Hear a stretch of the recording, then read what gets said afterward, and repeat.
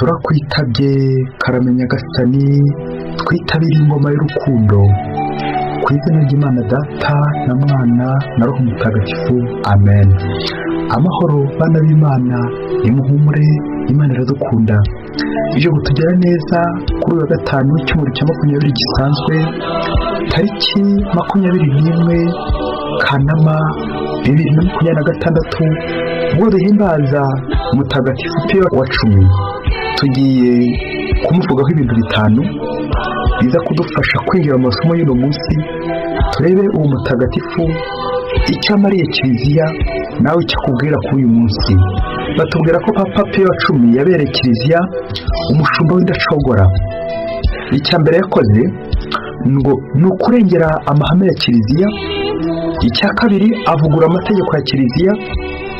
Icya gatatu gikomeye ngo akundisha abantu misa ndetse n'amasakramentu. Icya kane gikomeye nacyo yakoze ni ugutoza abantu guhabwa kenshi amasakramentu, cyane cyane Ukarisiya. Ikintu gikomeye cyane noneho gikomeye Kiliziya imwibukiraho ngo kuva ku gihe cye abana nabo bahabwa uburenganzira bwo guhabwa Ukarisiya, umubiri wa Kristo. Ubundi byari iby'abakuru, ariko uyu mupapa yakoze ku buryo nyine n'abana nabo Yezu wa wundi ukunda abana natwe. Uyu mutagatifu natwe dusabire gukunda Kiliziya n'amasakramentu ndetse no kuyihabwa neza, kugira ngo tunogere Nyagasani kandi dukore icyo Imana ishaka. Ngaya masomo ajye kuduhuza n'Imana. Isomo rya mu gitabo cy'umuhanuzi Ezekiyeli, umutwe wa 37 umurongo wa 1 kugeza ku 14. Ububasha bw'Uhoraho bunzaho, antwarisha umwuka we, maze angeza rwagati mu kibaya cyari cyuzuyemo amagufa. Nuko anzengurukana muri icyo kibaya aho yari akikije hose, maze nsanga ayo magufa ari menshi cyane kandi yarumye rwose. Uhoraho arambaza ati, mwana w'umuntu, aya magufa se yabasha kongera kuba mazima? Ndamusubiza nti, Nyagasani Uhoraho niwe wabimenya. Arambwira ati, ngaho hanurira aya magufa, maze uyabwire uti, yemwe mwa magufa mwe yumiranye mwe, nimutege amatwi ijambo ry'Uhoraho. Dore uko Nyagasani Uhoraho ababwiye, ngiye kubashyiramo umwuka maze mwongere mubeho. Ngiye kubateraho imitsi, mbashyireho inyama, mboroseho uruhu, mbashyiremo umwuka maze mubeho, bityo muzamenye ko ndi Uhoraho. Ubwo ndahanura nk'uko nari nabitegetswe. Igihe ndiho mpanura, ako kanya numva urusaku, ayo magufwa arakorakorana, rimwe rikegera irindi. Ngo ndebe mbona imitsi yafasheho, inyama zirayatwikira n'uruhu rurayorosa, ariko nta mwuka wari urimo. Nuko arambwira ati, ngaho mwana w'umuntu, hanura, uhanurire umwuka. Ubwira uti, dore uko Nyagasani Uhoraho avuze, wa mwuka we, turuka mu mpande zose uko ari enye, uwuhere kuri iyi mirambo maze yongere ibeho. Igihe ndiho mpanura nk'uko nabitegetswe, umwuka uza muri ya mirambo, yongera kugira ubuzima. Nuko barahaguruka, biremamo igitero kinini cyane. Hanyuma arambwira ati, mwana w'umuntu, aya magufwa ni umuryango wa Isiraheli wose. Ngaho baravuga bati, amagufa yacu yarumiranye, nta cyizere tugifite, turashize. Niyo mpamvu rero ugomba guhanura, ubabwira uti, dore ibyo Nyagasani Uhoraho avuze, ngiye gukingura imva zanyu nzabavanemo, mwebwe muri gihango wanjye, maze nzabagarurire mu butaka bwa Isiraheli. Muzamenya ko ndi Uhoraho, mwebwe muryango wanjye, ubwo nzaba nakinguye imva zanyu nkazibavanamo. Nzabashyiramo umwuka wanjye mubeho, kandi batuze ku butaka bwanjye, bityo muzamenye ko ari njye Uhoraho wabivuze kandi nkabikora. Uwo ni Uhoraho bivuze. Iryo ni ijambo ry'Imana. Zaburi 107. Nimushimire Uhoraho kuko aba neza, n'urukundo rwe rugahoraho iteka. Abo Uhoraho yarwanyeho nibabyivugire. We yakuye mu maboko y'umwanzi, maze akabakorakoranya bavana mu bihugu byose, mu burasirazuba no mu burengerazuba, mu majyaruguru no mu majyepfo. Hari ababungeraga mu butayu, bakagenda ahantu hatabana mba, ntibabone inzira yerekera mu mujyi utuwe. Bakicwa n'inzara n'inyota, bakumva imitima yabo yaguye isari. Nuko batakambira Uhoraho mu mage barimo, nawe abakiza imibabaro yabo, abayora mu nzira ibangutse, kugira ngo bagere mu mujyi utuwe. Nibashimire rero Uhoraho impuhwe ze n'ibitangaza akorera bene muntu, kuko yahaye icyo kunywa uwicwaga n'inyota, uwari ushonje akamufungurira akijuta. nimushimire Uhoraho kuko ava neza n'urukundo rwe rugahoraho iteka. Nyagasani Yezu nabane namwe. Amagambo mu Ivanjili ntagatifu yanditswe na Matayo, umutwe wa 22 umurongo wa 34 kugeza ku wa 40. Muri icyo gihe abafarisayo bumvise ko yazibye akanwa k'abasaduseyi barakorana, maze umwe muri bo wari umwigisha amategeko amubaza amwinja ati, mwigisha, itegeko riruta ayandi ni irihe? Aramubwira ati, uzakunda Nyagasani Imana yawe n'umutima wawe wose n'amagara yawe yose n'ubwenge bwawe bwose. Iryo tegeko riruta ayandi kandi niryo rya mbere. Irya kabiri risa naryo, urajya ukunda mugenzi wawe nk'uko wikunda. Muri aya mategeko uko ari abiri habumbiyemo andi yose n'ibyo abahanuzi bavuze. Iyo ni Ivanjili ntagatifu. Bayoboke b'Imana, nimugire amahoro. Aha tugeze ni kuri buri munsi. Fungura buri munsi, ufungure buri munsi, kandi wowe gufungura abandi buri munsi ijambo ry'Imana buri munsi. Kimwe mu bimenyetso bitubwira ko dusenga, kimwe mu bimenyetso bitubwira ko turi abana b'Imana, nuko iyo tuvuye guhura n'Imana biduha imbaraga zo guhura na bagenzi bacu. Nuko iyo twahuje n'Imana duhuza na bagenzi bacu. Nta kindi kimenyetso ntuzagera handi ugishakira, nta kindi. Bigaruka kutondagura iryo jambo bita urukundo, aho twibuka ko twagiye kureba Imana kubera urukundo, hanyuma Imana ikadutegeka no kureba mugenzi wacu. Icyo nicyo bita urukundo.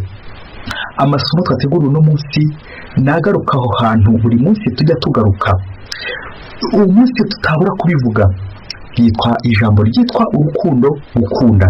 Na niryo tegeko rikomeye ry'ubwami bw'Imana, gukunda Imana na mugenzi wacu. Nibyo yagarutse no mu Ivanjili.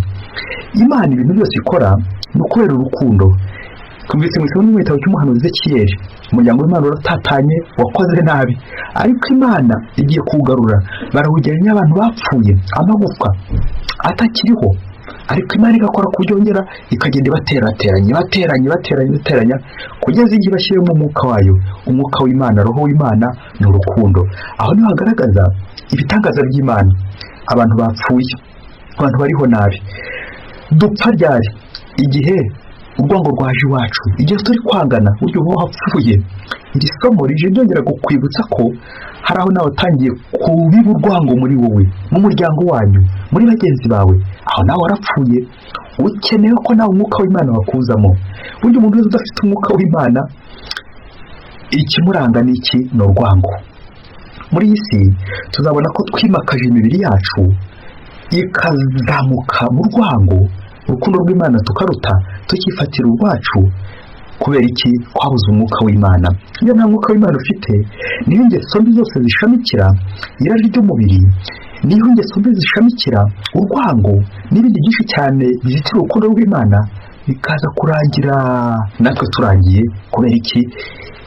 Imibiri yacu twayiguriye sekibi, imibiri yacu twayiguriye urwango, none kuko urukundo rw'Imana rwa mugenzi wacu bikaba birarangiye. Ivanjili uno munsi neza iragaruka kuri icyo kintu gikomeye cyane, itegeko ry'urukundo, gukunda Imana mugenzi wacu.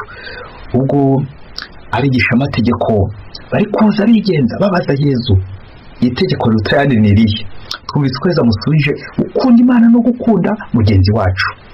Amategeko turayavuga natwe, rimwe na rimwe tukayakurikiza, ariko twongere dutekereze uburyo dushyira mu bikorwa urukundo. Uko Imana idukunda, natwe ntitugukunda bagenzi bacu. Ese niba urukundo koko ari urwigaruka, ari urugenda rugaruka, natwe dukunda Imana nk'uko Imana idukunda? Nyagasani uzi ko tutabishobora, uzi ko urukundo rwanjye ari ruke, uzi ko ukwemera kwanjye ari guke, nyongerera ukwemera, nyongera kugukunda.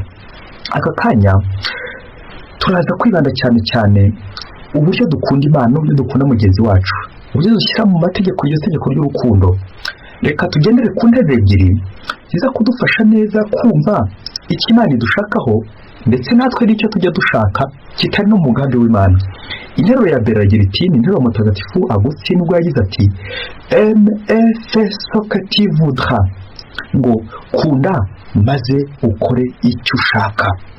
Ako kantu umubyeyi we, buryo umuntu akunda biramworohera kugira icyo akora bigakunda. Ariko nanone interuro kabiri yo kubwira icuritse, nanjye kubwira icuritse, kubera ko kuri ino si twagiye twihangira imirimo turacurika ibintu tukibwira ko umurongo w'Imana n'interuro ijyanye cyane cyane n'abageni abakwe aho twagiye twimakaza naringi kuvugira ry'umubiri n'umubiri wacu bikaza kurangira aho gukundana turi kwangana ngo aho umukoro mu burenganzira bagira bati ngo wakoye ngo akora hashaka. Ubwo rero iyo nteruro umusore yumvise yihutira kujya gusaba umugeni yarangiza nyine agakora ahashaka agakora ibyo ashatse kuri wa mugeni kandi bataremererwa kubana. Havuze akavuyo muri rwa rukundo kubera iki wakoze aho ushaka, ufite amafaranga, ufite inkwano, ufite ibintu, ufite akantu, nibwo bizarangira ubuze ubuntu bw'Imana kubera iki wikorera ibyo ushaka. Twongere tuze kureba ko mu rukundo umuntu atikora ibyo ashaka aho gukora ibyo Imana ishaka. Mu bintu byose uzakora niba nta gushaka ko Imana kurimo uzamenye ko wibibye urwango kuko gushaka ko Imana ni urukundo. Nta kindi Imana ikora usibye gukundana kuko yo ari urukundo. Gukunda ni izina ry'Imana. Iyo rero washatse gukora ibyo ushaka wowe muntu uzirikana ko nawe urukundo rwari rukeya birangira uguye muri wa mutego wo kwangana, uguye muri wa mutego wo kugira nabi, uguye muri wa mutego wo gukora nabi. Turaza kuzirikana muri iri somo ry'uno munsi ry'iteko ry'urukundo ko kuri ino si ibintu byicuritse. Mu gihe Imana umurongo w'Imana ari ugukunda Imana twebwe duhereza no gukunda mugenzi wacu kandi ukabikorana umutima koko w'imbere w'urukundo, tugiye kubona muri aka kanya uko isi iteye. Isi twimakaje imibiri yacu, twimakaza uruhu, twimakaza iby'inyuma, ariko imbere twagiye duhunga Imana. Ibi ngibi birimo biragaragara aho twashyize inda imbere, inda ikadutanya imbere, aho umubiri twawimakaje, umubiri tukawuremereza tukawuzamura, urukundo rw'umubiri uraza gusanga dutakira urwa roho. Umwuka w'Imana waragiye, twarashize, dusigaye turamagufa kuko twagiye twikundira gusa iby'inyuma bishingiye ku irari ry'umubiri, tukibagirwa Imana. Ibi nibyo biri kuba cyane cyane muri ino si. Abigisha amategeko n'abafarisayi bongere kuza gutwibutsa ko natwe byatubaho ko twikundira gusa gukurikiza amategeko, ariko roho ukwemera iby'Imana twarabitaye kera. Ngiye kuguha ibiryo bikomeye ngo n'ikiganiro cyabereye mu ishuri rikuru aho nanjye kuvuga insoresore bambabarire, aho urubyiruko rwabajije mwarimu ibibazo kubyerekeye n'urukundo. Conference sur la sexualité, ngo ni ibiganiro mwarimu wigisha Nyobokamana muri université yagiranye n'abanyeshuri kubyerekeye nuko barangiza irari ry'umubiri. Maze icyo kiganiro nawe nucyumva kiraza kuba kiri kugukomanga, kiri gukomangira urugo rwawe, kiri gukomangira abana bawe, kiri gukomangira abo ushinzwe ndetse nawe ubwawe. Ngo abanyeshuri ngo umunsi umwe barateranye na mwarimu bagambiriye kumubaza ibibazo byerekeye kiliziya ngo iri mu burenganzira. Kiliziya ikaba iri mu burenganzira batoteza, none bakaba bari gushaka nabo uburyo bakwirengera no kwirenganura. Ariko ngo mbere yo kwirengera no kwirenganura barabanza baze mwarimu professeur, mwarimu wigisha Nyobokamana icyo abivugaho, maître spirituel. Nuko baramwegera bafite n'amahane menshi cyane hafi yo kumwica.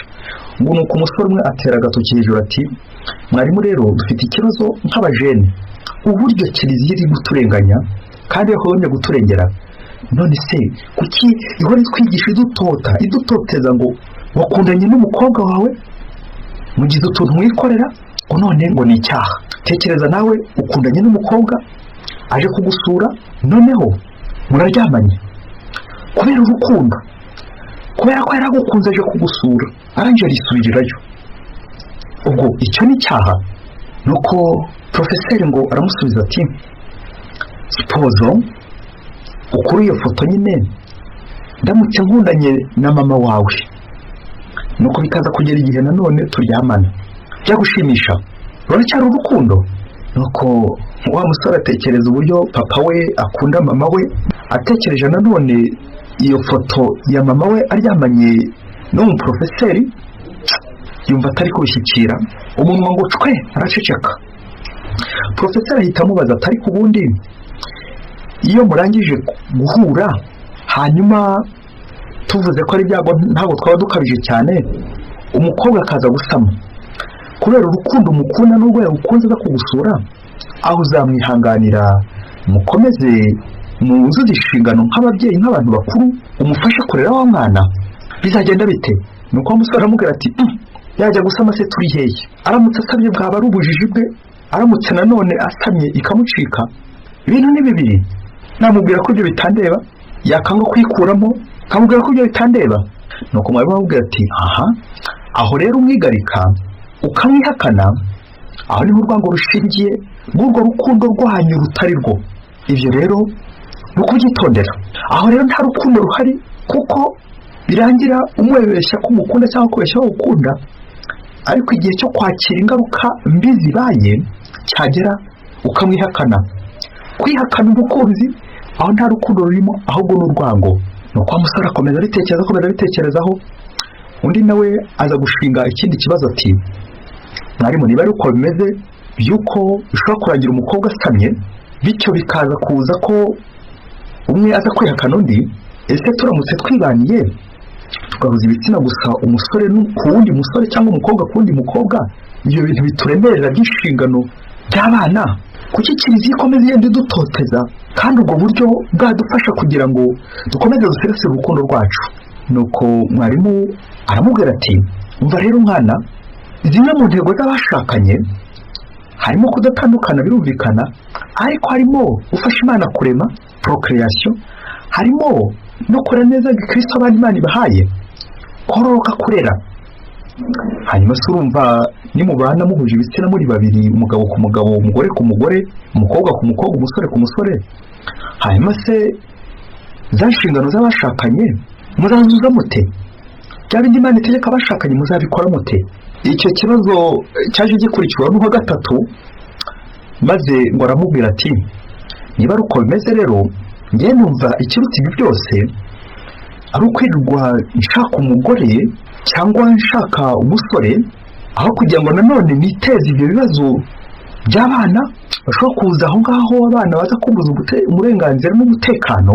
Numva icyiza ibyo byose twabireka, aho ngewe nkabaho mu buzima bwo kujya nikinisha irari ry'umubiri nkarirangiriza aho ngaho, umubiri wanjye nyine nkawutoza ibyo byose, niba njya kwanduranya yaba Kiliziya bigenda byambera ku burenganzira, ubundi ngakomeza nkiberaho njyo.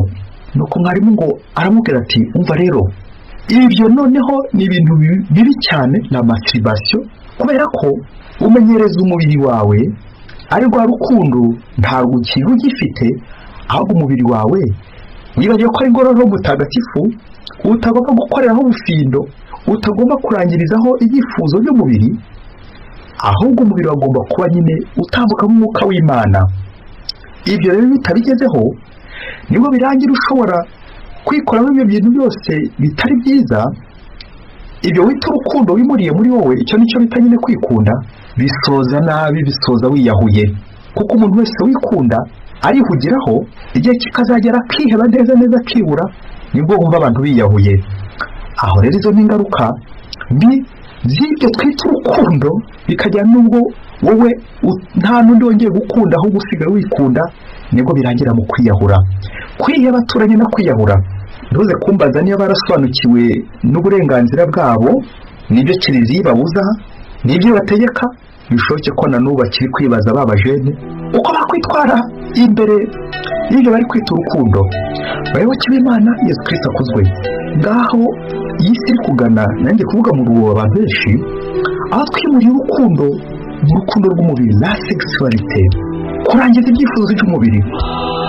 Aho tuze kongera kwibuka rya somo twasomye mu isomo rya mbere ryo mu gitabo cy'umuhanuzi Ezekiyeli, umwuka w'Imana ukuzamo ryari? Umwuka w'Imana ukuzamo igihe cyose nanone umubiri wawe utari kubikoreramo ibibi, utari kuwushotora, utari kuwujyana ikuzimu, kuko imibiri yacu ari ingoro ya Roho Mutagatifu. Igihe cyose wemeye ukarwanya irari ry'umubiri, bya rindi bituma ko umwuka w'Imana utinjira muri wowe, aho niho urukundo rushingiye. Urakunda umubiri wawe, ngaho benshi turi gutsindirwa, kuko twibwira ko urukundo ari ukwikunda n'ibindi byinshi cyane. Ngizo za deviation ubwo butinganyi, uko kwikinisha n'ibindi byinshi cyane bituma urukundo rw'Imana rwarakanye muri twebwe. Umuntu wese wagendeye muri izi ngeso mbi zo kwinezeza ku mubiri, kwishimisha, urukundo rw'Imana ruba rwazimye. Dusabe Nyagasani kugira ngo natwe atwongerere mu rukundo, kuko tugeze ahabi turi kwikunda bikabije mu burenganzira bwacu. Twagiye twibutse ijambo uburenganzira ko ari ukurenga inzira, ati bari kuduhohotera rwose, Kiliziya iri gupima uburenganzira bwacu. Uraje urenge inzira, urenge umuhanda, birangire uguye kandi ukagusha amazuru, kwiheba bikaza, kwiyahura bitabuze. Deviation d'envie, kurenga inzira.